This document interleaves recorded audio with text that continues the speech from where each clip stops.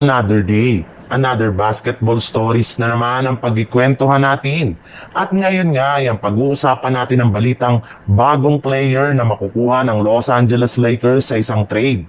At ang balitang nakasama nga daw ang Golden State Warriors sa isang 7-team trade. Kagaya nga ng mga napag-usapan natin, meron na nga po ngayong 14-man lineup ang Los Angeles Lakers.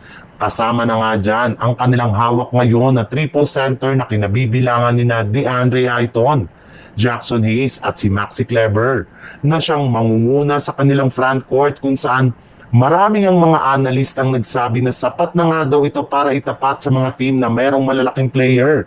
Pero hindi pa rin naman nga daw kontento ang Lakers sa kanilang kasalukuyang lineup dahil balak pa rin nga nila na kumuha ngayon ng isa pang bagong player na kukumpleto sa kanilang lineup.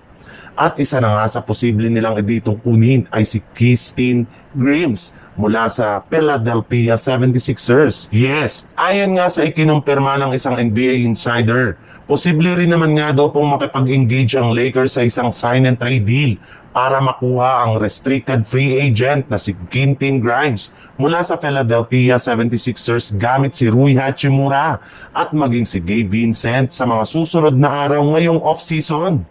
Sa ibang balita naman, ayon nga sa kalalabas pa lang na balita sa unang pagkakataon nga sa history ng NBA, ay nakagawa na nga ang mga kupuna ng isang 7-team trade kasama ang mga kupuna ng Houston Rockets, Phoenix Suns, Los Angeles Lakers, Atlanta Hawks, Brooklyn Nets, Golden State Warriors at ang Minnesota Timberwolves. Bali dito nga ay nakuha rin naman nga dito ng Hawks ang isang second round pick swap, si David Roddy at Cash. Nasungkit rin naman nga dito ng Nets ang dalawang future second round picks.